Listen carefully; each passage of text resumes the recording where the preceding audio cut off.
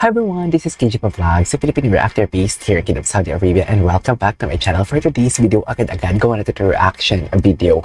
Ang Katden compilation, pero ito lang ha, nakita ko kasi ito, dapat hindi ako gagawa ng Katden kasi Friday ito, so dapat focus lang ako sa isang content, like more on international contents, like mga K-pop contents.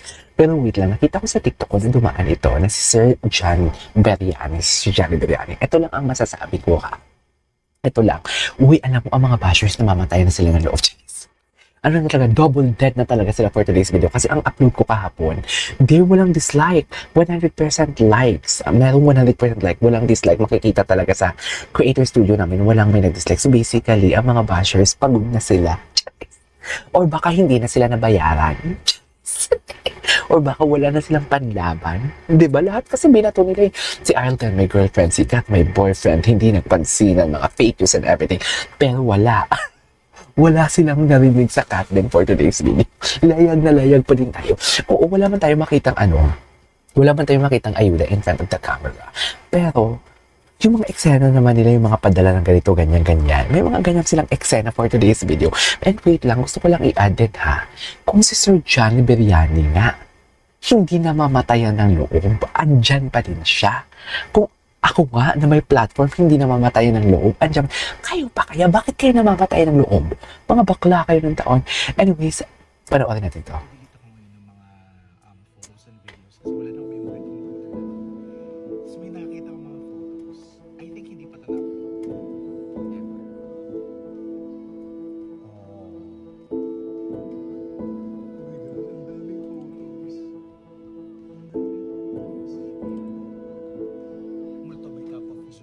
Multo by Cup of Joe. Multo by Cup of Joe. Ay, ang sweet naman ng photo sila. Sir Johnny, i-upload mo yan. Sir Johnny, i-upload mo yan. Kailangan namin yan, Sir Johnny. Dami oh.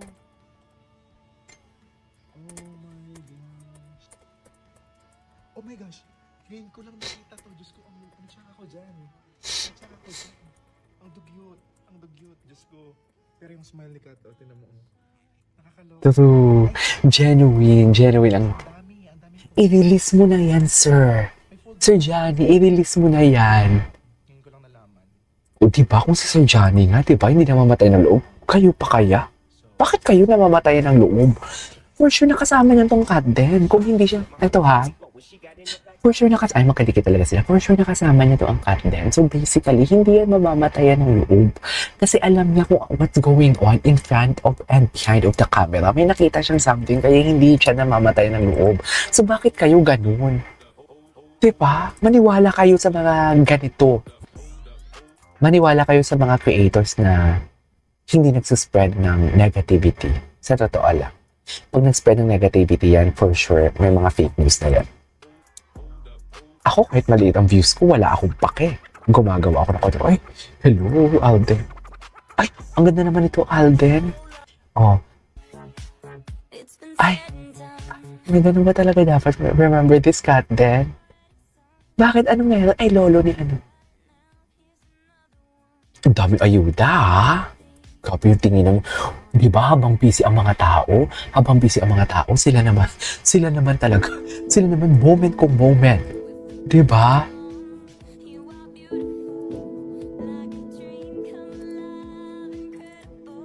Oh, di ba? Sila naman moment kung moment sila doon for today's video. Ngayon yung sabihin sa akin. You to know, baby. Bakit naputol? What's next? Ay, putol talaga ang video. Ay, si Joy. Ay, grabe no? Grabe yung acting skills talaga ni ano. Kudos din naman sa... Okay, anyways, Kat. Uy, may nag-stalk. Following. Oh. Echusera. Bakit in-unfollow niya ba? Emidora kayo. Ayun na naman sila, dear. Ayun na naman sila. Hindi po pwedeng healthy lang ang kanilang breakup. Actually, healthy naman talaga yung kanilang breakup eh. Di ba? May mga letters sila na hindi sila toxic katulad ng mga lately na nag-unfollow, tapos may mga nanay na nag-release ng statement. Hindi sila ganun. Wala silang ganun, dear, right? So, we need to say healthy ang kanilang breakup, dear. 11 years is not a joke, 11 years is not a joke. So, basically, why? Bakit yung binibigyan? Ito yung mga nagpost ito, wala naman alam. Ewan. May karapatan lang talaga akong magsabi dito na kung ano-ano ko. Ang hirap, pictures.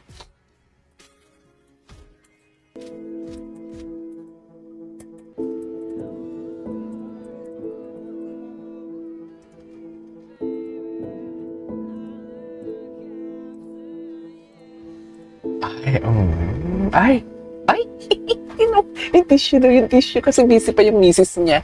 Ang istorya kasi dito, fiesta sa bahay nila. So, punong abala ang misis. Charis! Saka, sama pagbati sa bisita. So, ayaw istorboy ni Alden. Charis, AU pala ang atake. Ay, thank you, Soity. AU naman pala ang atake. Ang atake. Anyways, skip natin yun. Ay, 4 years kami ano. Kung papayagan siguro kaming pareho and syempre si Direk Cathy din kapag someday siguro kapag bumalik siya we're very open naman Oh. pero siguro not too soon. Not too soon. Possible. Let's hope for that. Ay, Knows what she wants, a go-getter, visionary, versatile, and so much more. So just like V Jewelry, I love how the brand embraces the lives of modern Filipinas now by showing the fun and playful side of pearls. pure of substance ka din talaga siya. No? Ang substance niya rin talaga, iba. Because they have beautiful pieces. They have beautiful pieces. Yet very fashionable. Ganda niya. Bago lang mag-video na to, ngayon ko lang ito nakita. We're not only fashion forward, but we also break boundaries through the decisions we make and through the pieces we wear and how we present ourselves. Ay. Isa yun sa common similarities ng V-Jewelry and being a modern Filipina. That's why I love the brand so much.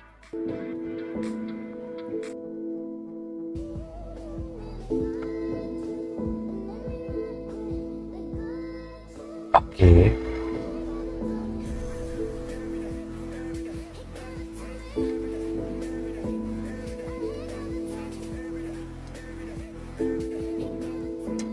Okay, what's next? Ay, I love it. Di ba? Ay, I love it. Kinuryente, sikat doon. Ay, kita yung asabi siguro, kita yung dibdib mo. Ganon siguro. Kinuryente, sikat doon. Ramdam ko yun, mami. Ramdam ko yun. Kinuryente siya doon. Ay, I love these photos. Ay, dikit na dikit. Ang daming ayuda, ha? Ang daming ayuda. Anyways, there you go guys, episode for today's video. Our cat then compilation. This is KJ Vlogs and see you on the next vlog. Bye!